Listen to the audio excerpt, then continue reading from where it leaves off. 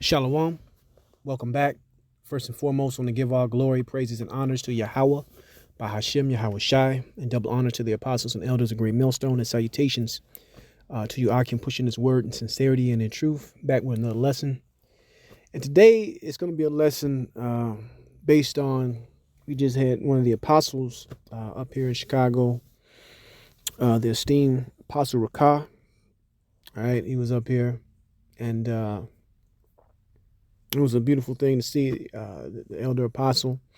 But while he was speaking and dropping his gems, uh, he started to go in and basically get on brothers and get on a man that has been in the camp for years about basically not being on point, because he was asking questions that, quite honestly, brother should be ashamed that didn't get these questions right.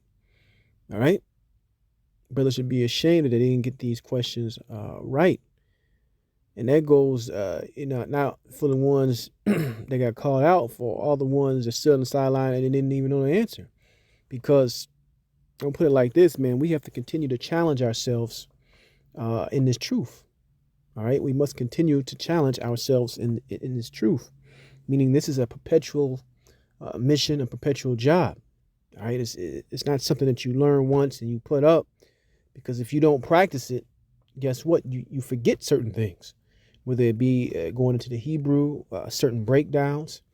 It's a constant challenge to stay up and stay ahead of these things. And the apostle was going in, and basically he was doing this job, man. He was correcting a problem that he felt in the spirit and he seen, and he jumped right into it, man. All right, so hey, it is what it is. And if you are in the spirit, right, and you was cut, which every man standing in that room should be cut, it means what? We got to continue to challenge ourselves. All right, we got to continue to be more in point on all of our weak areas. You see, all of it, man. Whether it's reading more, breaking down Hebrew more. All right, because that was two of the points that he called out when he came into town. But I'm gonna go right into the scriptures, and the first scripture I'm gonna get is in the book 2 Corinthians chapter 8, verse 7. It says, "Therefore, as ye abound in everything, in faith and in utterance and in knowledge and in all diligence and in your love to us, see that ye abound in this grace also." So the things that was just named off there, as far as knowledge and diligence and love, in every area, we have to level up, so to speak. We have to challenge ourselves to go that extra mile. All right, because that's really is what is going to be required of us a now until the time of salvation, the time of deliverance, right? continuing momentum and challenging ourselves. All right, and I'm cut. I gotta work on that too, man. It's not because you've been in this thing a number of years you can sit on your leaves, right? You have to keep that fire hot, and you got to continue to basically grow. You got to continue to basically build that wisdom, and you can't let go of those things that you once knew. You have to put that effort back into them. Now, it's an elder bishop, brother Shakaria. He always makes a great point when he feels himself is slipping, and this is great advice that this brother he told me. He's like, he just cut certain things off, man. He might just cut off, hey, I'm not going to watch TV this week. I might cut off going out this week. I might cut off going out for this month. And I take all that energy and that focus and that time, most important, that time that you off into something else, and put it into this truth, right? So as part of challenging ourselves is also cutting things off. Let's keep going. Let's go into the book of Judges 5 and 11. I ain't brought this out in a minute, but this is the dress rehearsal for the final act, man. So we have to keep rehearsing the process. This is Judge 5 and 11. They that are delivered from the noise of the archers in the place of drawing water, in the place of slavery, right? There shall they rehearse the righteous acts of the Lord, right? Even the righteous acts toward the inhabitants of the villages in Israel. Then shall the gates of the people of the Lord go down to the gates. So while we're here in slavery, while we're here in the place of drawing waters, right? Because we was brought over here, not on a carnival cruise, so you can understand, right? He must continue to serve the Lord, man, and rehearse what we need to rehearse, and do what we need to do, and give that full effort, and give that full challenging of ourselves to grow in this thing. All right, because before you know it, with what's going on in the world, with what's coming out around, the Ye and the Kyries and now they calling Dave Chappelle anti-Sam and all this. You're going to have more and more people looking into this knowledge, man, and we have to be on point. Let's keep going. This is the book of 2 Peter 1:10. It says, "Wherefore the rather, brethren, give diligence to make your calling and election sure. For if you do these things, ye shall never fall." So you have to give diligence in all areas, man. Diligence, in the first. One thing a brother used to say, man, think about this truth. The first time you came into it, and how excited you were to get this breakdown, excited you were to learn this. And sometimes you be in this thing for some times, and it gets to be like a broken record. But even if that's so, we must continue to challenge ourselves and refresh ourselves with this knowledge and information, because this is truly life right here. All right, this is truly life, and you never know what stage, right, someone's listening to you may be in. It might be a breakdown you didn't forget that could have helped that person, right? Or a Hebrew word you might have missed that someone needed to hear. So we have to be in tip-top shape for this final countdown, so to speak. Let's keep going. I'm going to grab a little bit out of this parable, and it's going to be it. This is the book of Luke, chapter 19.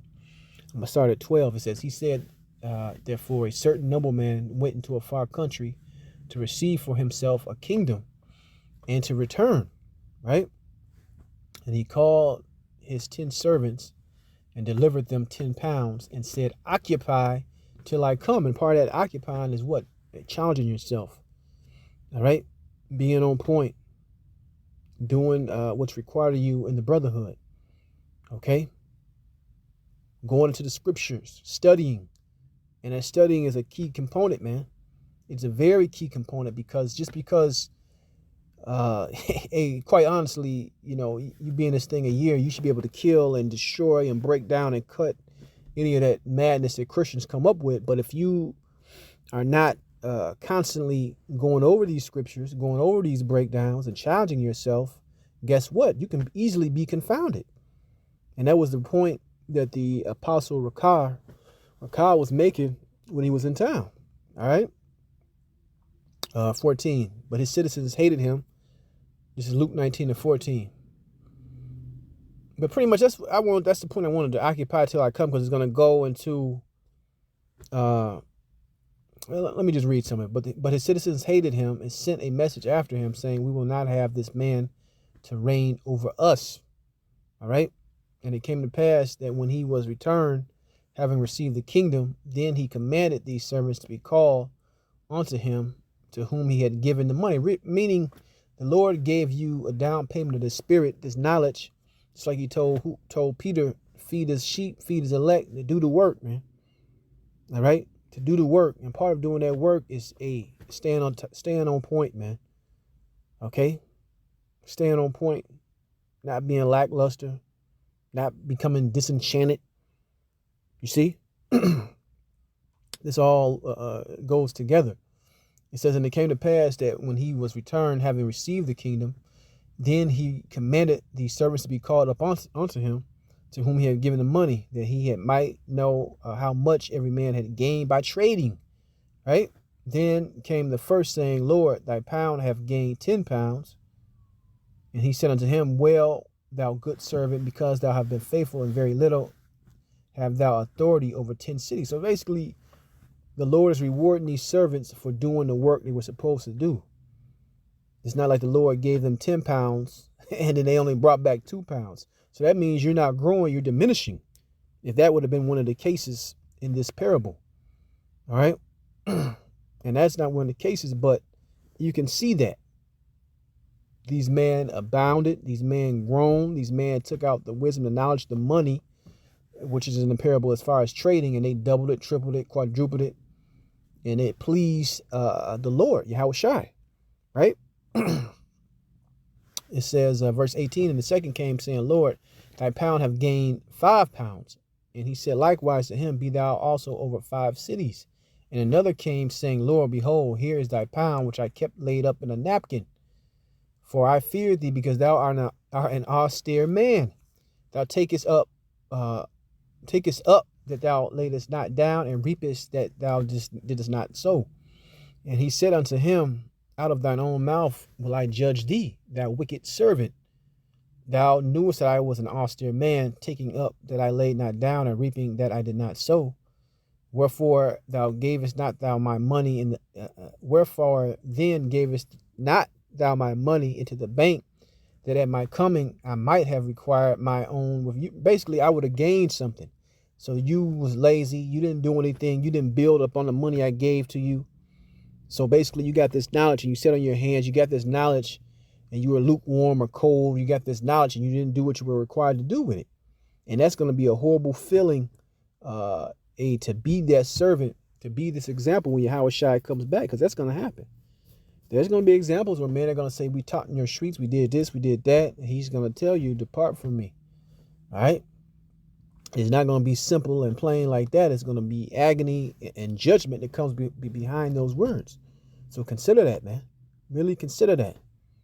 What you are a part of and how serious this thing is, and how we must continue to challenge ourselves and push ourselves in this truth. All right. But that's the point. I want to give all glory, praises, and honors to Yahweh B'Shem Yahweh Shai, and shalom next time.